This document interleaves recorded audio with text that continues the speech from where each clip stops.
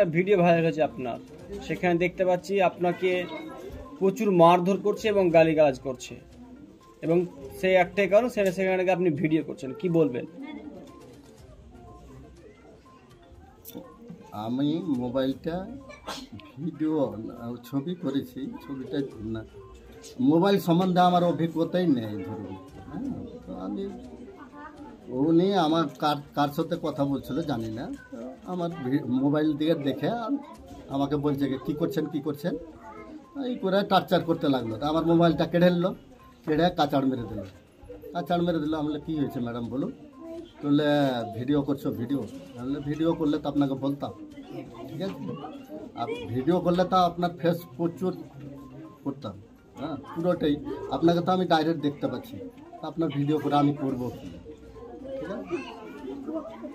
তো কিছু মানলো না, আরপিএফ ডাকলো, আরপিএফ প্রচুর গালিগালাজ মারধর, হ্যাঁ থাপড়াচ্ছে, গালে থাপড়াচ্ছে, আর কাকে যে ফোন করছে থেপড়েই যাচ্ছে, আমাকে কথা বলার কোনো সুযোগই দিচ্ছে না।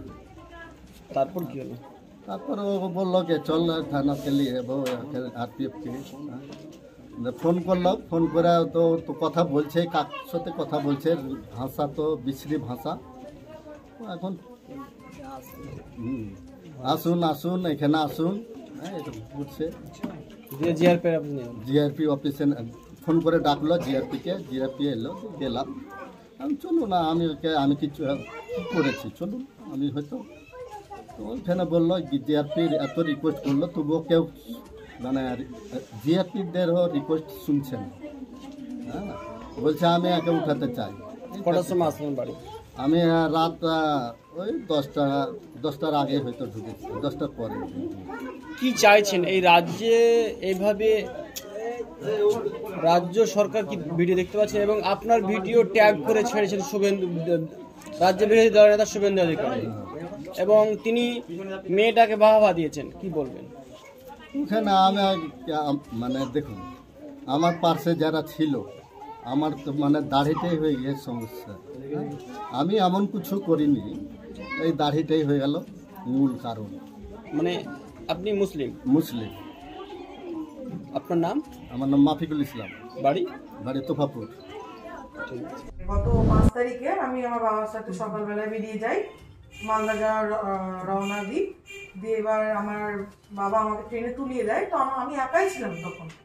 দিয়ে এবার আমি যে সিটে বসি, সেই সিটে এক ভদ্রলোক বসেছিল জানলার কাছে, আমি মাঝখানে না বসে আমি পাশে বসেছিলাম।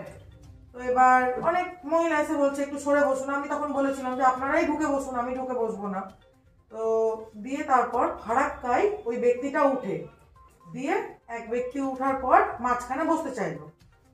দিয়ে তারপর কিছুক্ষণ পাশের লোকটার সাথে গল্প করার পর তিনি একটি ফ্যাট লসের কাগজ দিতে চেয়েছে, সেই ডান দিকের লোকটাকেও দিল, আমাকে দেওয়ার চেষ্টা করলো, আমি নিতে চাইনি, অস্বীকার করলাম, তাও আমাকে জোর জবরদস্তি দেওয়ার চেষ্টা করছিল। আমি তারপর বলি যে না আমার দরকার না, আমার লাগবে না। তখন তিনি নিজের ব্যাগের মধ্যে, তারপরে কন্টিনিউয়াসলি হাতটাকে গুঁতা মারছে আমার পেটের উপর সাইডে। তারপর আমি বুঝতে পারিনি, আমি ভাবছি যে ছোট সিট, বসতে অসুবিধা হচ্ছে তাই হতো। তারপরে দেখলাম যে না বাদ দিই। তারপর আমি ফোনে কথা বলছিলাম মুখটা নিচু করে, তারপর দেখছি উনি নিজের ফ্রন্ট ক্যামেরায় ভিডিওটা আমার দিকে ঘোরাচ্ছে, আর উনি সব জায়গায় বলছেন যে উনি নাকি ভিডিও করেননি।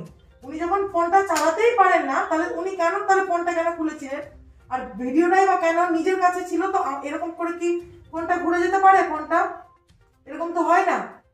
তো এইভাবে আমার দিয়ে তারপরে আমি ওনাকে বলি, তারপর আমি জিআরপি এর কাছে ধরিয়ে দিই।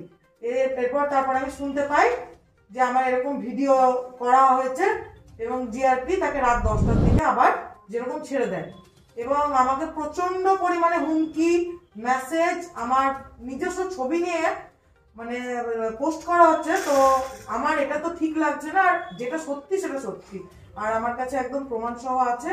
তো কেউ উল্টো পাল্টা কথা বলার আগে একবার ভেবে দেখবেন যে বাড়িতে আপনাদেরও মা বোন আছে, আমার জায়গায় থেকে দেখবেন, আপনিও বুঝতে পারবেন। আর এখানে হিন্দু মুসলিম বলে কোনো কথা ছিল না, ওগুলো ভিডিও দেখলাম সবগুলোতেই যেন হিন্দু মুসলিম ব্যাপারটা ছিল।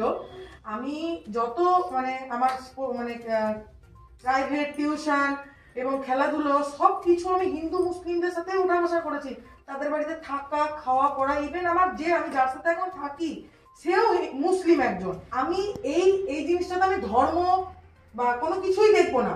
ব্যাপারটা হচ্ছে যে তিনি দোষ করেছে, আমি সেখানে প্রতিবাদ করে রুখে দাঁড়িয়েছি। দোষীর কোনো জাত হয় না, যে ভুল করেছে তাকে শাস্তি পাওয়াই উচিত। এবং আমার কাছে পুরো তথ্য আছে, আমি সেটা পরে দেখিয়ে দিব সবাইকে, তখন আপনারা মতামতটা জানাবেন।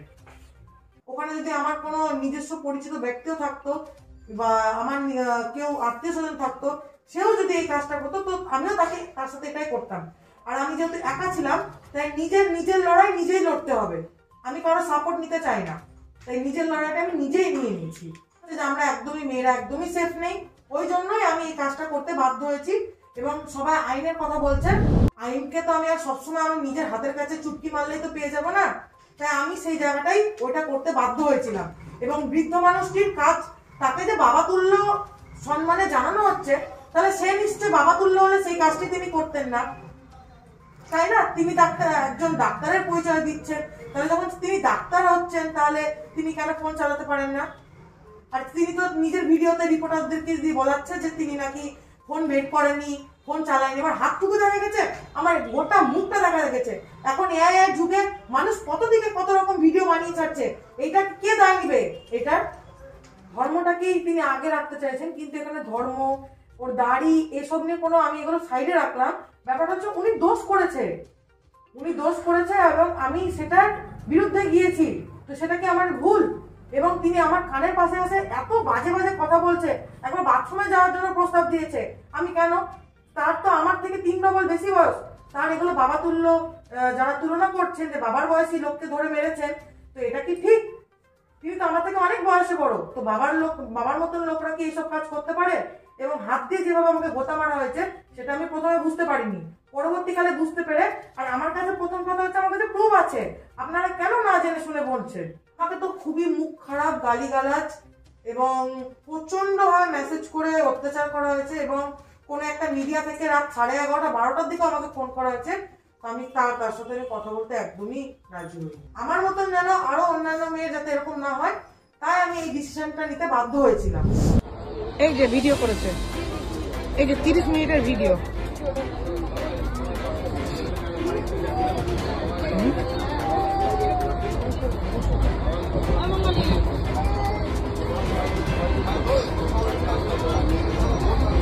বাড়িটা কি বলে বয়স হয়ে যাচ্ছে, তো এরকম করছে।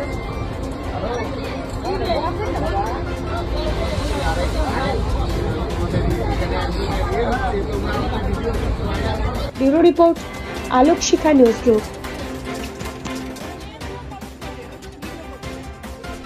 আমি ওই জন্য বললাম সরে বসুন, আমি বললাম কি না করি যে আপনি একটু সরে বসুন। আমি একদিকে ঝুলে বসছি, তাও আপনাকে কিছু বলি না। এত স্বভাব কিসের খারাপ? তাদের জন্য লোকগুলো আজকে এত কিসের ঝুলে আমার রাগ উঠছে না।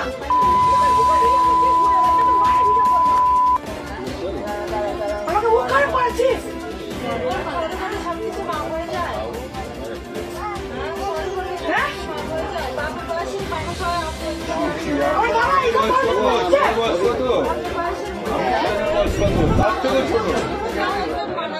আপনি কি গাছ লাগাতে ভালোবাসেন? বিভিন্ন দেশি বিদেশি ভ্যারাইটিস ফুল এবং ফলের গাছ খোঁজ করছেন? তবে আর দেরি না করে চলে আসুন মা মিনতি নার্সারি এবং বোটানিক্যাল গার্ডেনে।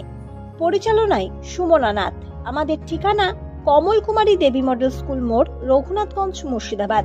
মোবাইল নাম্বার 8348857572 অথবা 9732447572। স্বপ্না কম্পিউটার, যেখানে আপনি পাবেন একই ছাদের তলায় বিভিন্ন নামি দামি branded computer, desktop, laptop, keyboard, printer, সিসিটিভির মতন আরো অনেক কিছু। তাই আর দেরি না করে আজই চলে আসুন আমাদের ঠিকানায়। স্বপ্না কম্পিউটার, রঘুনাথগঞ্জ বাস স্ট্যান্ডের বিপরীতে, মুর্শিদাবাদ। অথবা বিশদে জানতে আজই কল করুন 9735388488 বা 9732844398 এই নাম্বারে। আলোক শিখা গ্রুপ নিউজের যে কোনো সাংস্কৃতিক অনুষ্ঠান এবং খবর দেখতে ইউটিউবে সাবস্ক্রাইব করুন। সাবস্ক্রাইবের পর বেল আইকনটি অবশ্যই প্রেস করতে ভুলবেন না।